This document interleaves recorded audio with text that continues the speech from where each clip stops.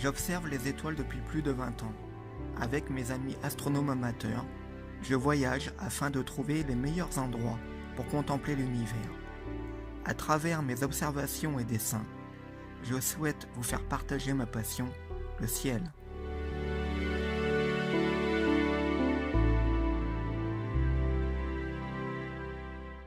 On the ground, you got a bunch of guys about to turn blue. We're breathing again. Thanks a lot.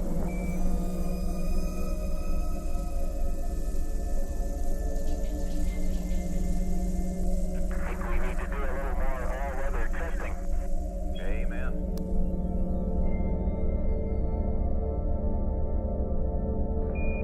Listen, Tranquility Base here. The Eagle has landed.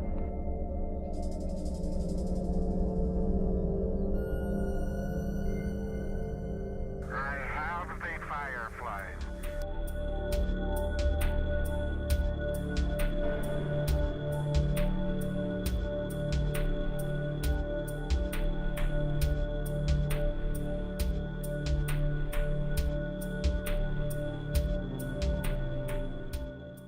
Supernova, d'abord, c'est un phénomène extraordinairement rare. C'est pour ça que là, tous les astronomes du monde, pas tous, parce qu'on ne peut voir cette supernova que depuis l'hémisphère nord, parce qu'elle a explosé dans la Grande Ourse, c'est-à-dire très très près du pôle Nord. Oui, mais attention, elle n'a pas explosé dans notre galaxie. Vous avez raison, elle a explosé dans une galaxie voisine de la nôtre. On arrive à la voir avec des jumelles.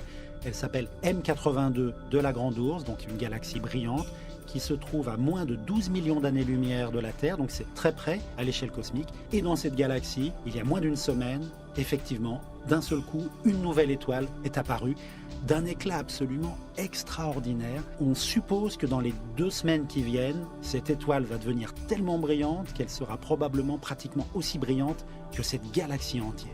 Aujourd'hui, elle est à peu près 1 milliard de fois plus lumineuse que le Soleil, cette étoile qui explose. Et dans une semaine, 15 jours, personne n'en sait rien, elle sera peut-être 10 milliards de fois plus brillante que le Soleil.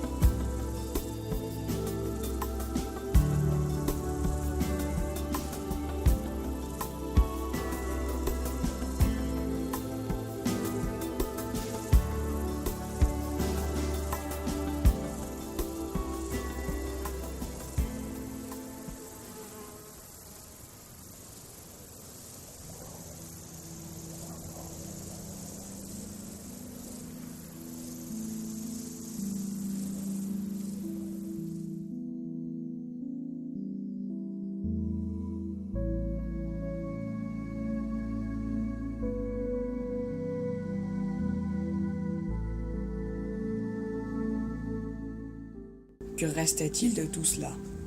Il y avait les feux dans la grande cheminée, le soir venu, avec du vieux chêne rouge. Il y avait aussi les petits rituels du matin, comme la promenade avec les chiens.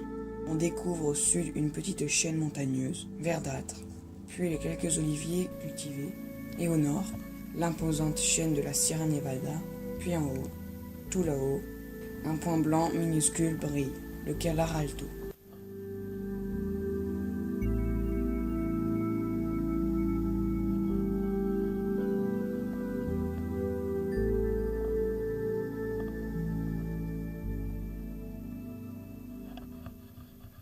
Que restait-il de tout cela? Le mardi matin, où j'entendais du bruit, quand Jean-Louis m'annonçait que le ciel était clair. Il est quelle heure? 4 heures. Les étoiles s'étaient enfin allumées, et moi je dormais. Cette tranquillité, impalpable, comme devant un illustre tableau, dans un musée. La lune, Vénus, et toute sa ribambelle nous saluaient. Dans un triangle imaginaire, elle était là Catilina.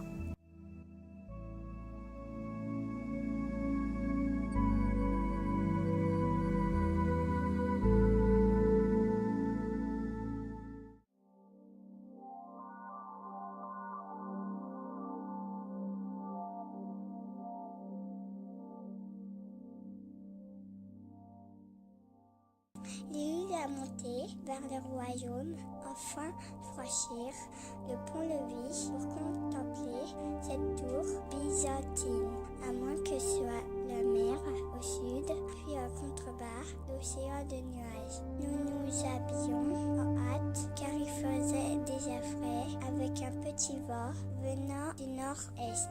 Puis le soleil s'évapora plus verticalement, laissait la place aux premières étoiles. Je tentais de reprendre mes repères et me rendais compte que nous avions basculé de plus de 10 degrés en latitude.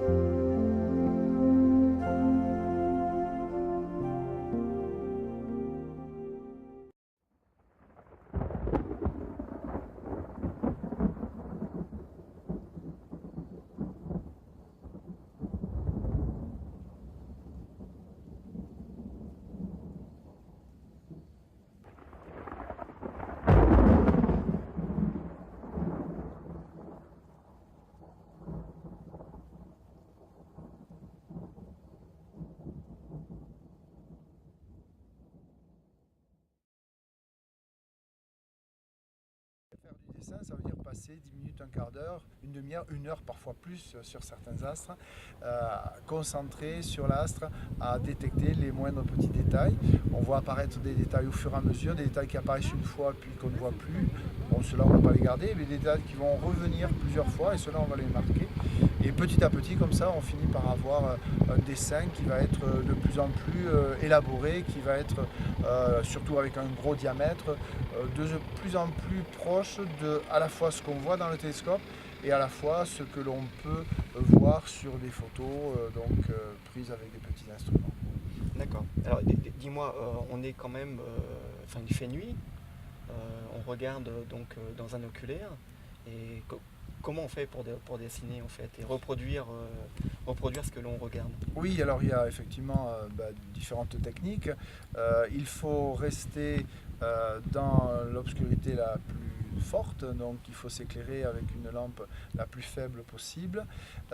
Moi j'utilise une technique un petit peu différente, c'est-à-dire j'utilise une lampe qui est quand même assez forte, mais j'observe avec l'œil droit et je dessine avec l'œil gauche. D'accord, c'est-à-dire qu'en fin de compte, on observe avec un œil et on dessine avec l'autre. Voilà, moi c'est ce que je fais. Effectivement, c'est ma technique, et comme j'ai besoin de lunettes, j'ai en fait une vieille paire de lunettes, donc j'ai enlevé les verres, j'ai coupé une partie, j'ai que la partie gauche avec une loupe dessus qui me permet d'observer, et avec le côté droit, j'observe. Donc c'est comme ça que je fais et ça me va bien. Après, chacun trouve sa technique.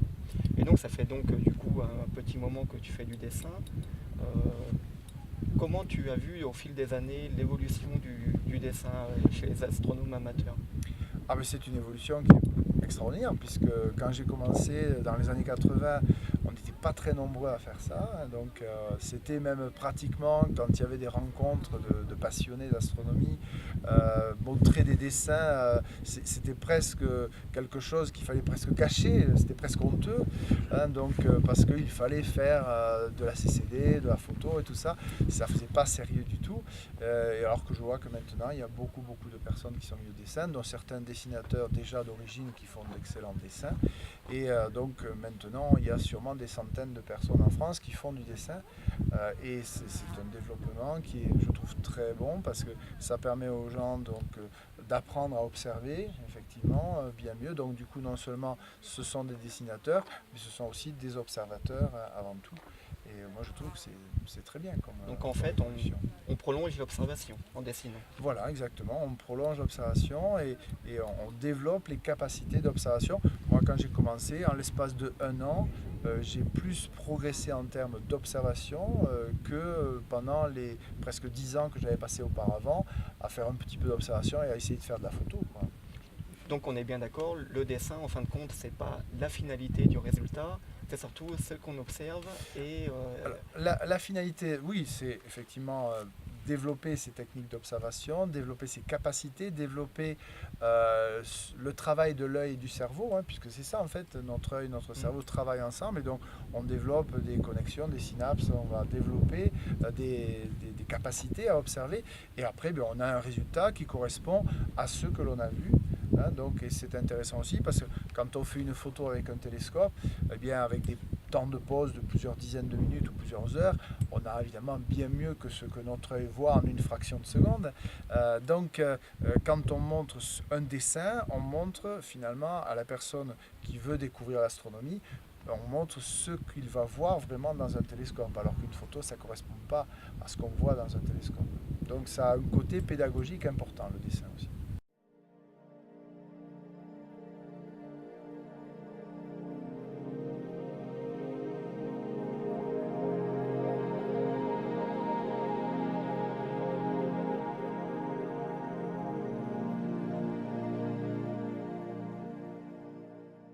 Commencer à raconter un voyage est relativement difficile.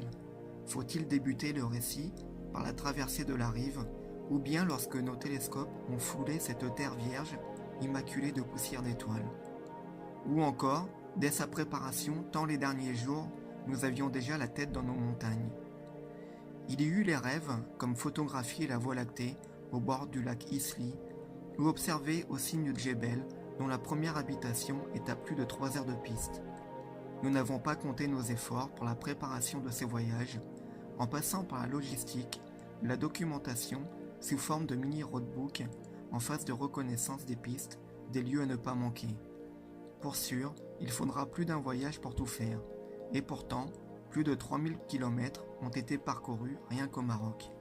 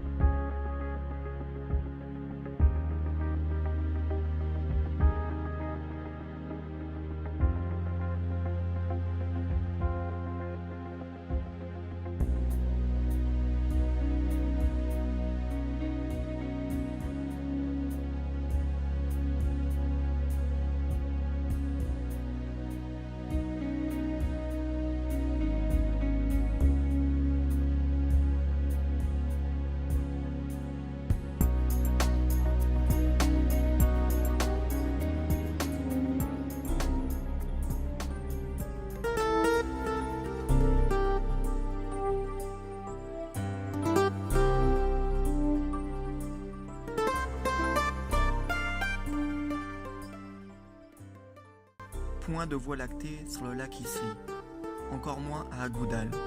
La pluie, puis la neige, a tout recouvert depuis 2 jours. Nous sommes contraints de partir. D'Agoudal à M'Semrir, il n'y a que 35 km par une piste qui longe un col à près de 3000 mètres d'altitude. On nous déconseille fortement de la prendre à cause de la neige qui est tombée toute la nuit. Nous ferons un grand détour de 175 km par Tamtatouch.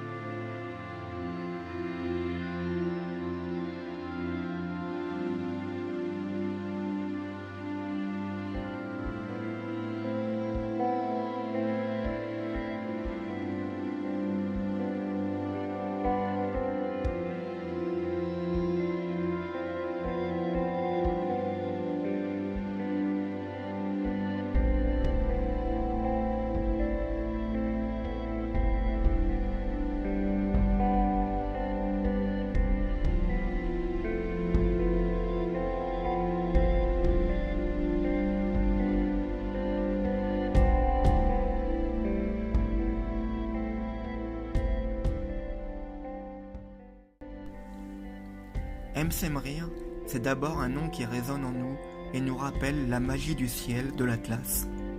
Près de 20 degrés de latitude nous séparent de notre ciel boréal. Sirius est très haute et les 22 et quelques poussières d'étoiles du SQM y sont pour beaucoup bien sûr, traduisant une noirceur digne du désert de l'Atacama. De longues périodes où tout se fige ponctuent chaque nuit, et ce, même à l'horizon où nous observons moultes objets, sans retenue. Le lion, suivi de la chevelure de Bérénice, culmine désormais au zénith, et nous sommes obligés d'attendre un peu pour observer dans ces constellations. Nous décidons de prospecter vers les montagnes voisines pour se rendre compte que le vent s'engouffre dans toute la vallée du Dadès, que nous ne pouvons quitter. Nous revenons à la tombée de la nuit et décidons de nous installer sur la terrasse d'une maison en pisé, comme la première fois où nous sommes venus. Extrait de mon carnet de voyage en 2014. Anide nous montre la terrasse sur Pont Blanc, une maison en pisé. Nous montons délicatement par un escalier tout le matériel. Le miroir, en petit à petit, ses aises pour se confondre avec l'air qui devient plus vif. Tout d'un coup, la voûte céleste s'illumine. Je m'étais fait une promesse, observer la reine des nébuleuses d'Orient, se perdre de ces volutes infinis. Sujet d'or évoqué, d'or dessiné, je voulais un tête-à-tête, un rendez-vous. Certains y voient un diable bien mystérieux, d'autres un oiseau de son envol. Mais c'est bien un ange aux 1000 facettes qui m'était apparu. Combien de monde on dit qu'une étoile naît toutes les 2 minutes. Et 50, une légende, mais ce soir, je veux bien y croire. Cet ange qui surplombe le ciel aime servir, n'a pas fini de lasser.